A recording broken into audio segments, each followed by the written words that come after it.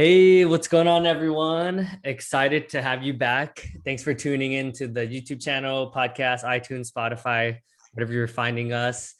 I have my dear friend, Maxine Watson, who I met through Next Level Training. And I was fortunate enough to be paired in the same group as her. So I'm super excited to have you be with her energy and just her positive messaging. And yeah, I think you're just up to some really amazing things. And I know that you're also the founder of Pure Energy Holistic Wellness. And I know you also are a Lomi Lomi um, practitioner as well. I am. I do lots of cool, fun things. Yeah. So I like to hit all of the spectrums whenever I do anything. So I'd go from one extreme to the other. I just Mhm. find you get more variety that way, and you can fill in the blanks with lots of cool things. But Yeah. yeah, so I do a Lomi Lomi practice, and a Lomi Lomi is like a Hawaiian massage, and it's kind of like an energetic, intuitive massage. So it works with like really long strokes, and Mm. just kind of simulates the waves of aloha. And it's quite an experience. It's something that's hard to describe. It's kind of something you have Yeah. to feel, Yeah. like we all know what love is. Like we've all experienced what love feels like, right? Uh-huh. And but if you had to describe what love is by just using verbs or and adjectives to help you understand what love is, it would be a challenging thing to actually put into words. But you know what it Mm. feels like, right? Yeah. Experiences of love. So you could say, I've been in love with my partner, I've been in love with my dog, I've been in love with my kids. Huh. But to describe what the feeling of love is a difficult thing. And so I feel Mm. like with the massage, because it is so different, that you almost have to have the experience of it in order to be able to fully Mm. understand what it's all about. But I think I it's did it once and it was so relaxing. I had so much tension like yeah, built up from like years and years that it was like healing. It was like a healing experience for me. yeah, for sure. It's really like a mind, body, soul kind of experience, right? And Mm. it if you think about when if you have stuff that's going on in your life and it's not like joyful and wonderful, then Mhm. sometimes you can really feel it in your body and you can feel it in localized area. And like, I don't know about you guys, but for me, it's like, whoa, ain't nobody got time to feel that emotion today. We're just gonna stick around down there, like, so we Yeah. start packing and like Tetrising all these emotions into our body. And then Yeah. and it's almost like you're almost like, okay, I'm ready to experience my emotion. And you get nothing, right? Yeah. And but when you're like on your way to work or you're about to meet somebody in 5 minutes, that's when you're like, and you're like, oh no, Mm. I don't have time for that. So Ah. sometimes those things get stuck and tucked inside of our body, and then eventually it kind of like leaves like an energetic imprint on our body. Mm. And it kind of attaches itself to like, on like a cellular level, and it attaches into our physical body, which then can have physical manifestations of injury or illness or things Mm. like that. So I kind of come in Mm. there and like rooter that stuff out, and dust out all the junk. But it's quite a ride. Like, I've never Yeah. actually had my own massage, but I've been present for a few of them. So Mm. Yeah, I feel like the people that are always being of service often, you guys need it too, right? Like the healing. oh, for So sure, yeah, for it's sure. always like interesting because my mom's always a giver, right? She does nails for a living and Yeah. like she always gives so much to her kids and stuff. But I'm like, yeah, like sometimes it's good for you to take care of yourself too. But isn't that a funny thing how you have that, like you have your give and you have your receive, right? Yeah. And often I think a lot of people are dominant in one or the other, and I for sure am in the giving part. It's where I'm most comfortable. It's where I feel like in my jam, and I just love to help other people. And then for me to lay down and receive and try to quiet this mind down, like you Mm. don't even know, like it's quite the challenge, right? It's like and so for me to lay there and like actually receive the massage, I have to kind of flip it, because if I want to give a massage, or I want to give a treatment, or I want to give love, or I want to give whatever, um, by somebody receiving it is actually giving back to me. You know what I mean? So yes, you're in a receiving position. However, the act of you receiving is really a give to me. So as I try to like reprogram my brain around the flip-flop between the giving and the receiving, and becoming more practiced at receiving, I have to look at it as if I offered, you a massage and you didn't want to receive it, then that wouldn't be you giving to me. You know what I mean? Like, it's like the give, receive, take, and allow, like they're all intertwined and interconnected. And depending on what side you sit, can have you in both a giving and a receiving role in the same position, right? So I'm giving that practitioner an opportunity to work, to show their gift, to demonstrate their love, to do whichever, right? In a receiving position. So I'm still giving. So there you go. Yeah. Yeah. I feel like you're always like everyone's like darling, like people just love you, like always. I mean, there's moments, we all have them, but I really enjoy people, and I love just to like there's so much stuff that's going on all the time, right?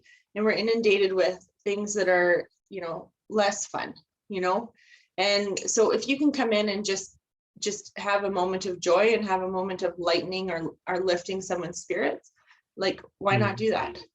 Because it doesn't take much and it actually doesn't cost anything. I swear on my like headstone it'll say, "Here lies Maxine Watson," and my quote will be like, "Hi, I'm Maxine, want to be my friend?" Just because like I'm just constantly talking to everybody. Like, you might not know this yet, but you're really gonna like me. But I'm not sure where it comes from, but it's entertainment for sure.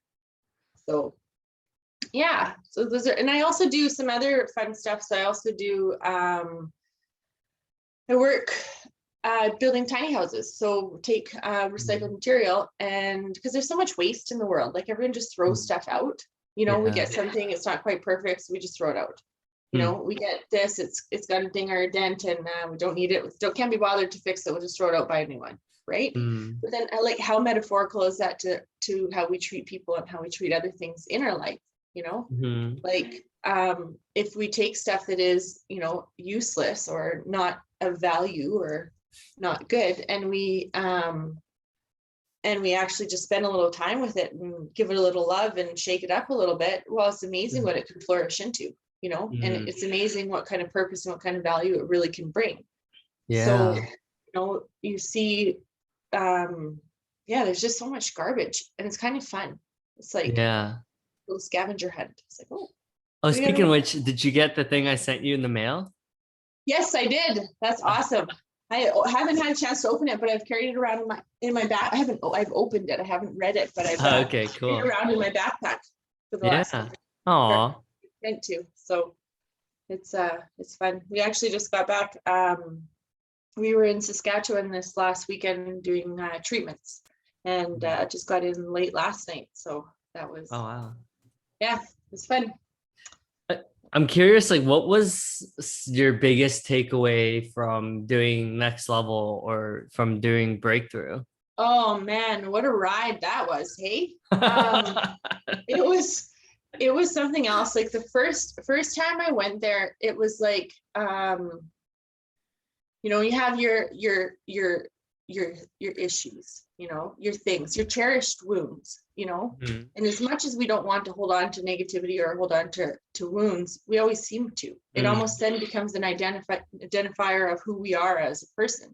And my biggest takeaway in the first one was I'm coming in with my cherished wound of abandonment, and feeling left by my dad, and feeling left by my mom, and feeling left by everybody in the world, and poor me, and sad panda over here. And then when I got through the course, I had a realization, and I was like, whoa, actually pulled the train. Nobody left me. Like nobody actually left Maxine Watson. Nobody did that. What happened is there was my dad left the situation, him and my mom broke up, and he was heartbroken, and he was sad, and he didn't know. We've all been through heartbreak, and if those that you haven't, thank God, because it hurts and it's uncomfortable, and you don't know what to do, you don't know where to go, and you don't know how to be. And so dad didn't leave me. He left the situation to find what he knew before to be comfortable so that he could start his own healing process. Wow. You know? And then I was like, so mom and dad ran a construction business. So mom was always home in the house running the business. So she wasn't away at a job all the time. And she, when her and dad split, she followed her dream and she got into politics. And with that came a lot of travel, and she had to go out and do stuff. So then I went from having a mom and dad in the house to now having dad gone back to Ireland to help his own heart heal, and mom fulfilling her dream, right?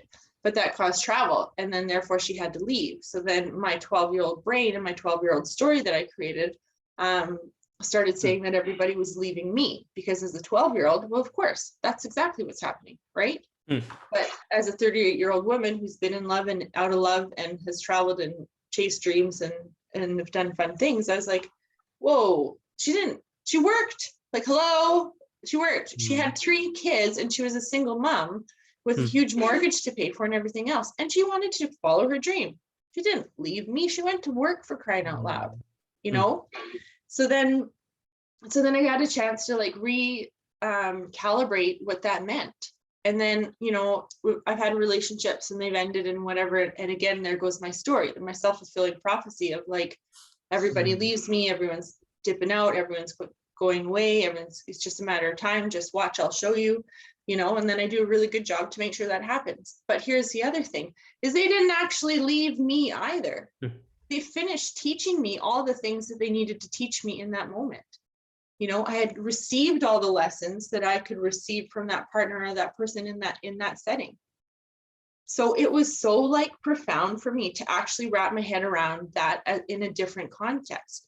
But then that poses the question of like, what perceptions are we carrying that cause us to have this fantasy idea of what has either happened to us in the victimhood or who we are in like the herohood? You know what I mean? So that was a really big one for me, because I had a lot of like separation anxiety, and it's weird, all my dogs had it too. I can't imagine where that came from. So after that realization that like nobody actually left me, then I could kind of like, okay, breathe, and like, now what do I do with that new information?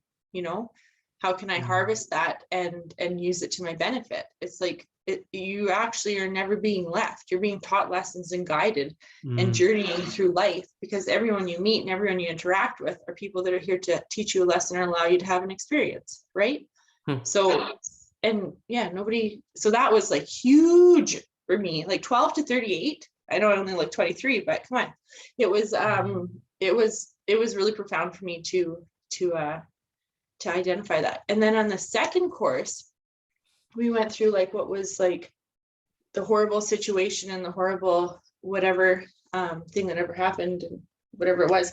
But in that moment, what I realized is like how unkind, like I'm kind, and I'm love, like I'm love. You pick that up in a minute, right? I like to make people laugh. I like to make people feel better. But it's like you have 2 brains, right? Like crazy girl brain and then like normal brain. That's like logical and like clear. And sometimes crazy girl brain can just go for a bit of a ride. And it's like that self-talk or that negative dialogue in which is playing in your mind, even though I am very positive, even though I have like a beautiful body image, even though I very, very much love myself. The thing that really gets me on my self-love part is that if my actions and or my words cause pain on someone else inadvertently, right? And then boy, can I ever take myself out back. But like, how is that serving? So in that moment, I realized that some of the most painful experiences in which I've encountered have been from myself and not like meeting my own expectations of what is okay and what is not okay. And yet with everyone around me, I come with this openness of forgiveness and the, beauty of lessons learned. And, mistakes are a beautiful thing in order to learn and move forward.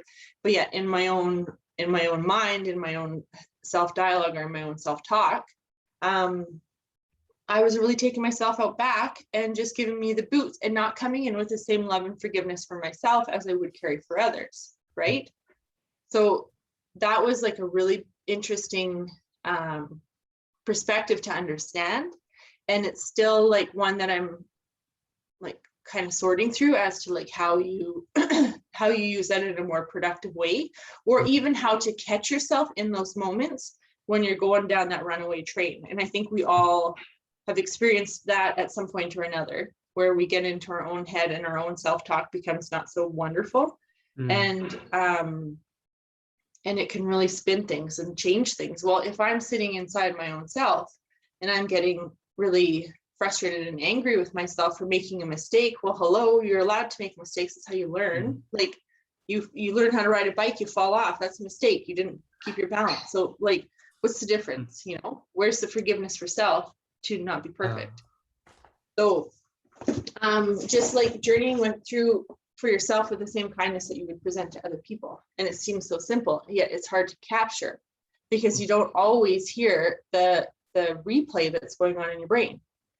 So like, have you ever walked into a store and then you're like, do in your store, and then all of a sudden you're like, oh, a song came on. You're like, I really like that song. And then you notice that there's music playing in the store or the restaurant or wherever you've been, but you hadn't noticed up until that point, right?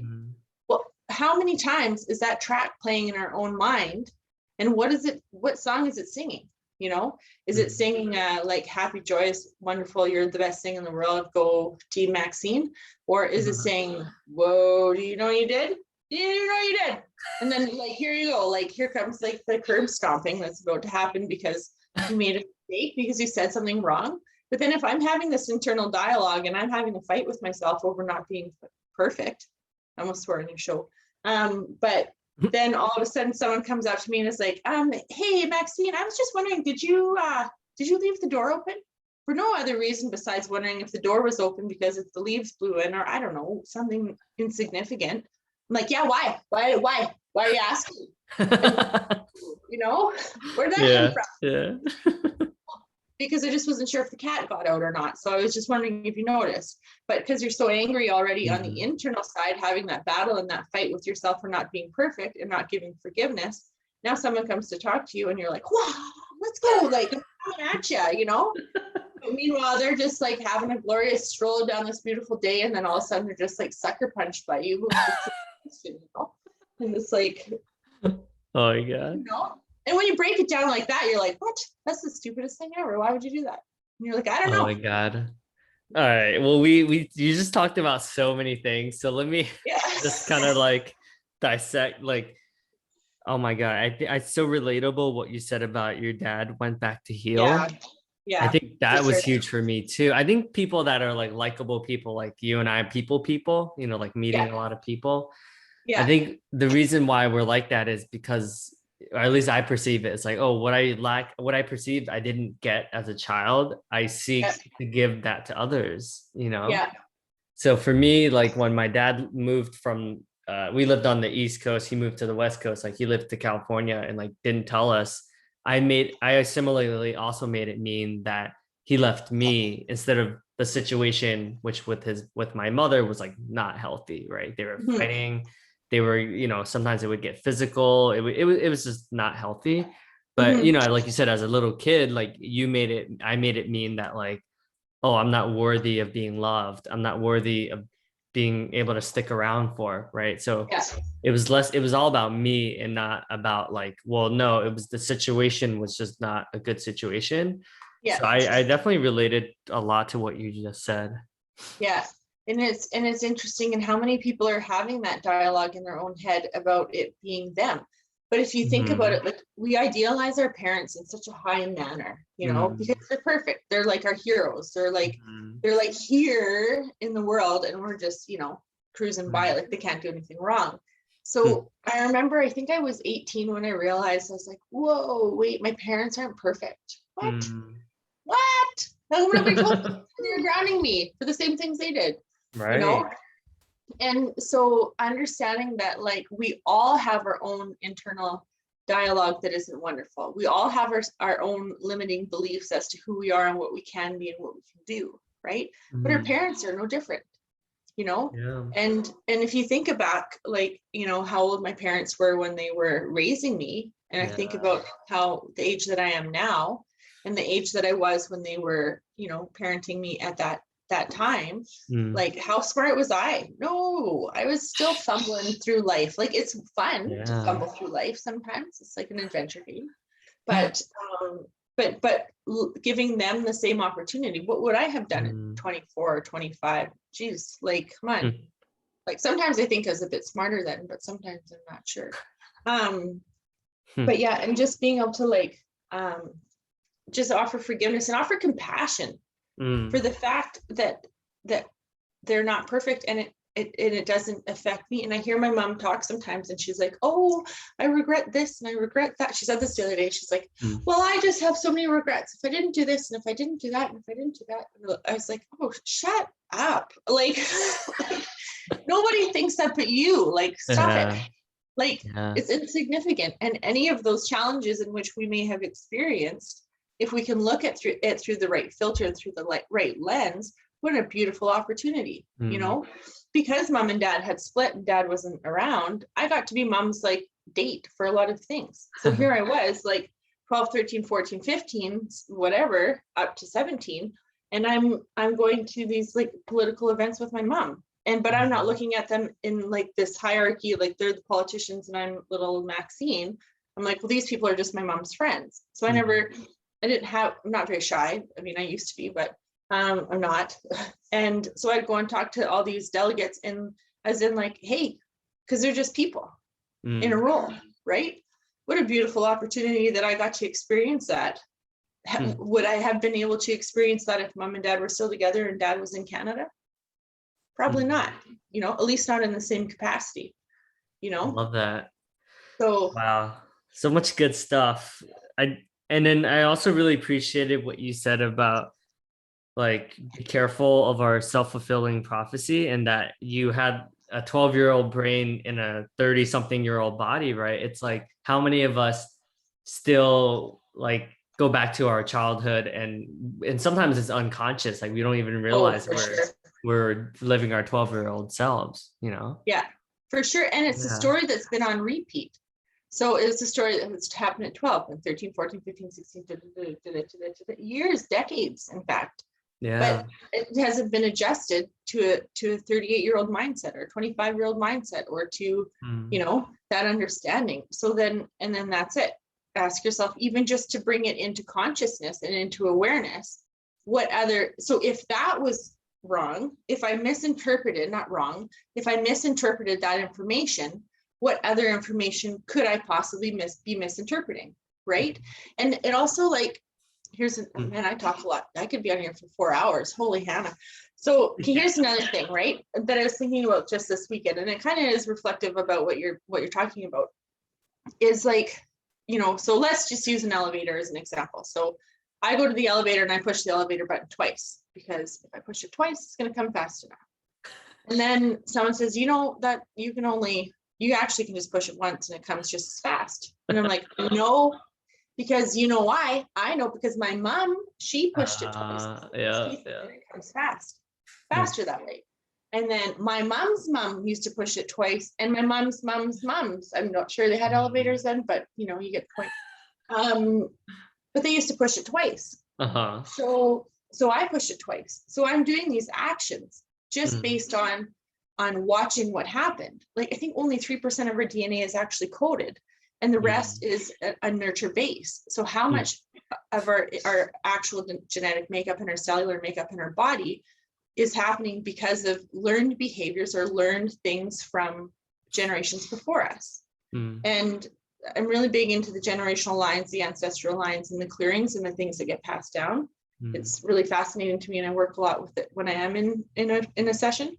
But the question that you need to ask yourself is, like, if not you, then who, right?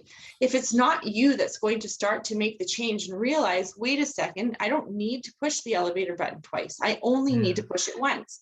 because I've learned now that the stuff that my mom did and my grandma did and my great grandma did and the people all before me did was actually false information. It was that 12-year-old mindset in that 38-year-old body. So who stops and says, hold on, hold the train, back it up. I only need to push the elevator button twice, only once. Because guess what? Hitting it twice, it actually causes a short circuit and it breaks things down. So how many times in our communication style with our partners, with our children, with the people that we work with, are we doing the push the elevator button twice because that's what mom did, because that's what dad did, because that's what grandma did, right?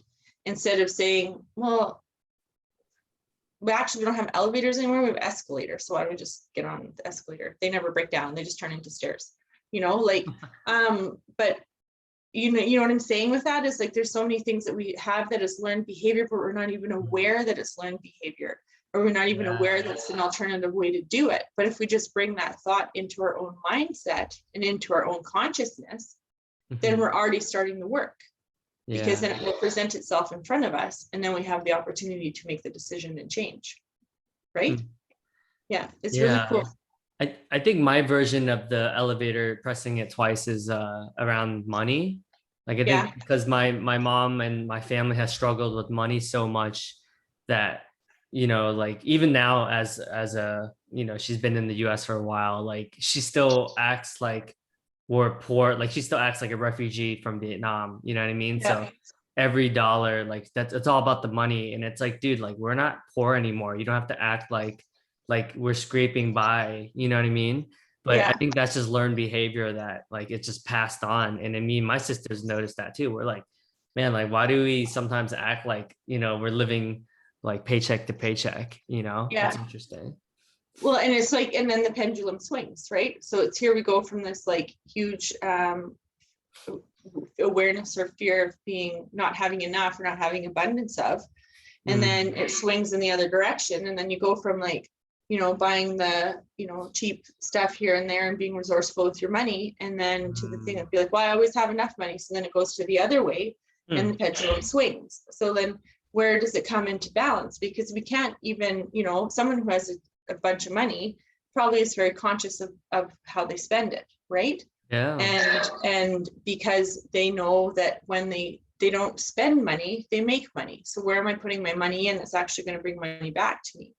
So it's trying to find that balance, but that's with everything, right? It is like, and I think that may be what we're here to learn when we're sitting in the physical world, trying to understand like where's the balance, because the pendulum swings like this. Like what you said, because I know a lot of Asian families where like their parents, when they first immigrated to the United States, like they were they would save every dollar, they wouldn't spend anything. And then some of my friends have said that it's crazy because my parents make a lot of money, but you wouldn't know, like they're so frugal that they won't even spend $10 for like something nice. They're like, no. We have, so like you said, some people, it's so far off the deep end that it's just like, it's interesting, right? Like now they're afraid of spending money because they're just traumatized from what happened when they're like 30 years ago. And it's also really cool to see like I've done a lot of travel into a lot of really cool places. And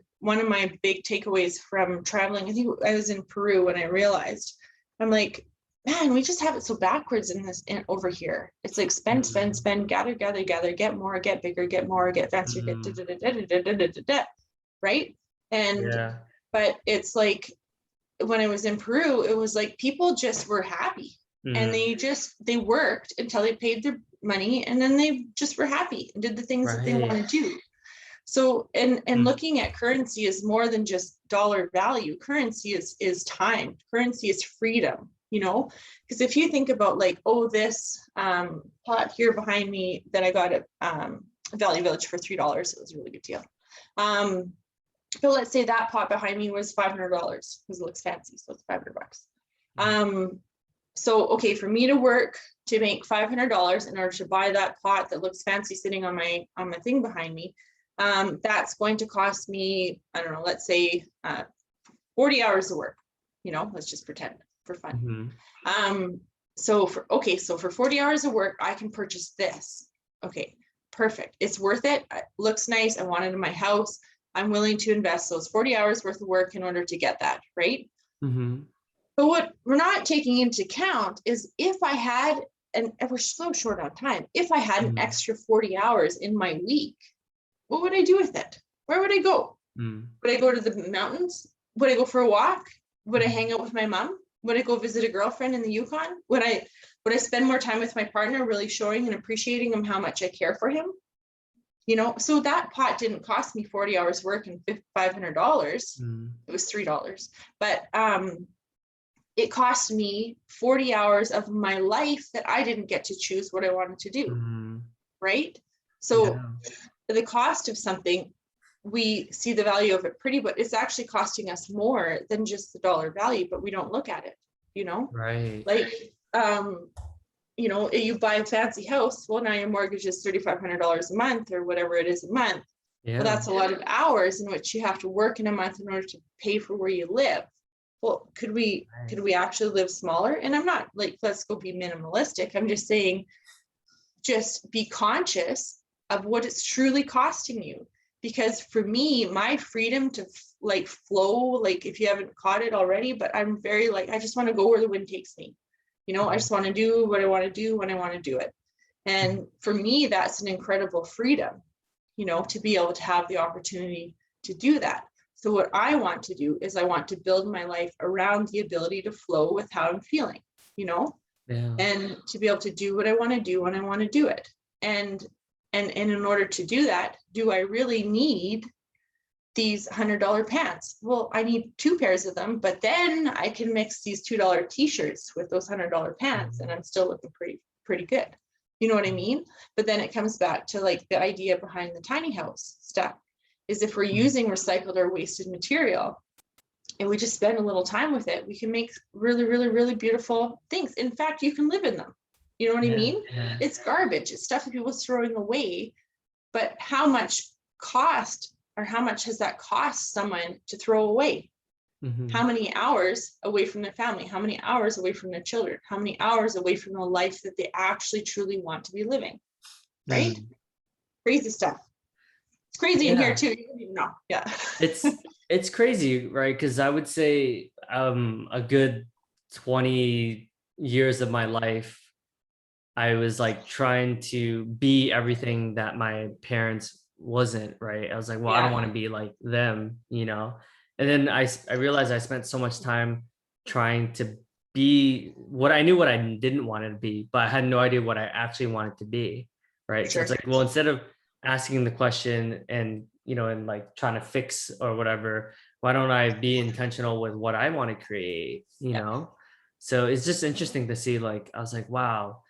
And I think as a society, you're right. You're completely right. It's always about the more, the next, like a bigger house or bigger, whatever. But so many of that, like, doesn't actually make us happy, you know? Like, I know for me, like going to things like next level, like those are the happy, like the highlights of my life. Like I love being in those spaces, but every time I did move to a better apartment, like it's the same. Like it's nice for like a day, right? Yeah. And then you get used to it and then you're like, okay, and then let me buy a nicer, you know, it's like, I don't know, like for me, that just doesn't do it for me. Yeah. You know? And it's a lot of like, you get bigger space, it's more to clean. I like having a clean house. I do not like being the person that has to clean it. Like it's a lot of it, like I would rather be out for a walk in the bush than you know, scrubbing the floors in a 3,500 square foot house. Like my house is 101 years old. I bought it almost 6 years ago and it's under 500 square feet. So it takes no time to mess and it doesn't take very long to clean. But again, like I have girlfriends that would just love to do that all day long. That would just like make them the most happy to sort and organize and tuck and tidy and whatever, you know, but everyone has their own love and their own passion. So it's like actually sitting in it and figuring it out. And I like what you said is that you said, like, I saw all the things that I don't want, you know, but sometimes it's like, well, what do you want? What do you want? What do you want? What do you want? Throwback. Like, you're like, I don't know what I want. Like, I don't really need anything. I don't know. But everyone's like, well, look at what you do want, but sometimes you need to find the don't wants to be able to experience what the do wants are. Yeah, you know what I mean? that's true. Okay, I don't, like, let's say I'm trying to find a client. I don't want someone who doesn't show up on time. I don't want someone who doesn't pay on time. So what do I want? Okay, so if I don't want that, what's the opposite? I do want people that show up on time. I do want people that pay regularly. So now because the don'ts are easy to find, right? But they're there for a purpose. So don't just sit on the don'ts, but find out what then from the don'ts, what do I want, right? Yeah. You know, and then what does that look like? And how do I create it? You know, because we can manifest like mothers. Like you don't even like we're master. I'm really glad I haven't for one time yet, I think. But we like are master manifestors. We can actually we can manifest whatever we want. Yeah. Like with 100% certainty. I know that within my heart and all of my being. But the question I ask myself is, well, what am I manifesting? Like, what is it? What is that autoplay happening in my brain that I'm not hearing? I'm not hearing the song playing in the restaurant because I'm not paying attention. What am I manifesting in those thoughts and in that energy that I am now creating in my life? Right? Am I manifesting the things that I want? Am I manifesting the do's, or am I manifesting the fears and the don'ts? Because equally are as powerful, but you have two different results, you know? Like love and fear is nearly the same thing, but completely and totally different. You know what I mean? So there's some more things to think about. Yeah. Yeah, I feel like there's so many nuggets of gold. I already wrote 20 things. Did you? Man, you should just follow me around because I'm always talking. And I know there's always like so many gems. I like how you're very clear when you said like I'm love, right? Like I thought that was really cool that you were that clear, because I don't think many of us are intentional like that, where we know like who we are, right? Yeah. At that level. And that's like, it's like, who do you want to show up as? And one of the things that go through my mind sometimes is like, think it, act it, be it, right? And so I want to be fit. Okay. So I want to be fit. Cool. So what do fit people think like? Fit people think that they are making good choices. Fit people think that this, fit people think that, fit people, whatever. Okay, well, what do fit people do? Okay, well, fit people go out for walks. Well, fit people go and take their everyday movements and make it an exercise. Fit people do, you know, whatever. So now I'm starting to change my programming in my brain, changing my thoughts to be thinking like what I want to become, you know? And then what do? Now I'm going to start acting like they do. And then next thing you know, I'm showing up that way, you know? And, you know, I want to be a successful business owner. Well, how does a successful business owner think?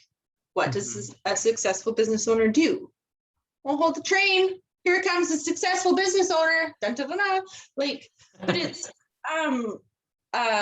it's so simple yet so complicated at the same time, right? It's almost like our human brains, like no, that's way too simple. 1 plus 1 plus 2 is 2. 1 plus 2 is 3. Like, it can't be that simple. No, I think that plus actually, well, looks like a negative here, but it also looks like a divide. So maybe it's 1 plus minus 1, so then it's 1. No, I think it's divided by, and we start like mumble jumbling it all up when it's actually, you know, actually simple.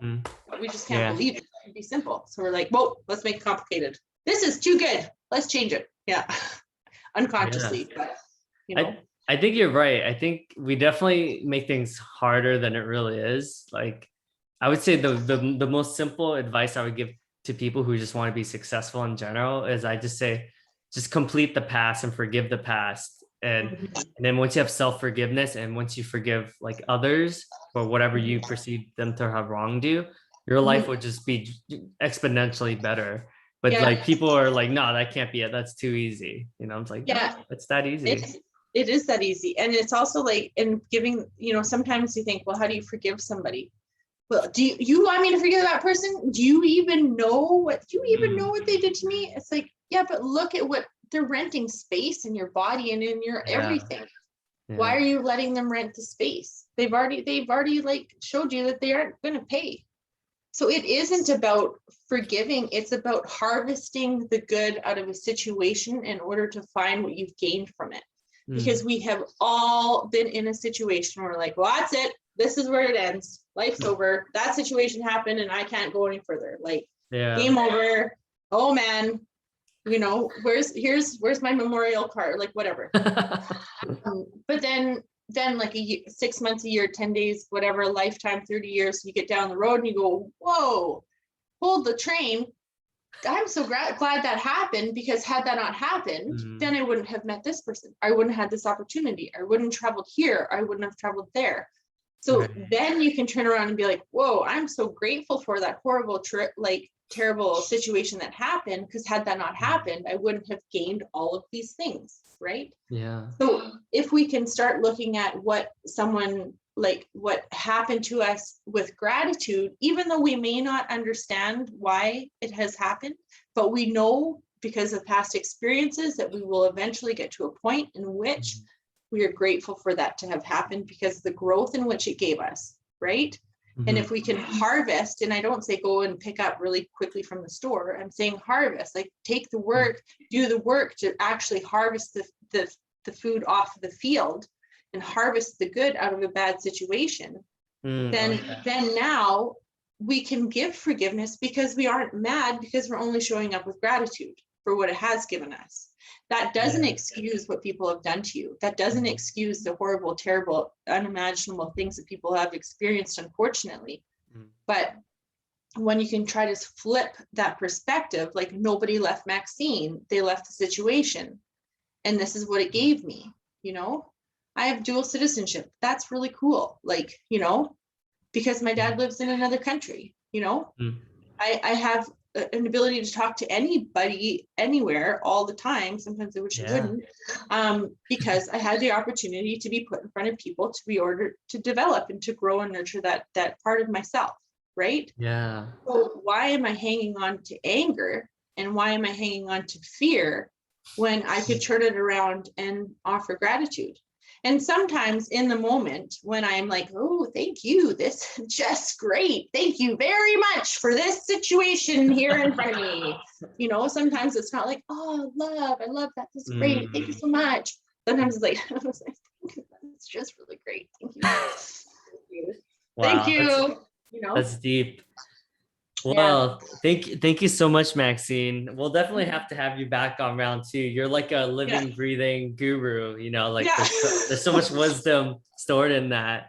I want to acknowledge you for your ability to just heal, right? I mean, like you said, like clearly, like you're able to take this gift that didn't seem like a gift years ago, right? Like I'm sure during it, you're like, this sucks, you know, it was very hard, but clearly you're able to see it and then be able to impact so many lives, and it's beautiful. You know, I think not all of us use the gift, and not all of us, I think a lot of us think just about our own pains and our own things, but you're clearly impacting everyone else around you, by healing and by just helping people, you know, get complete. You know, I think it's a beautiful thing. So it's a journey, and we're all on it. So if we can just be a little bit gentler and a little bit kinder with each other, then how can it change? And it is just bringing that love and that light into yourself so that you can share it and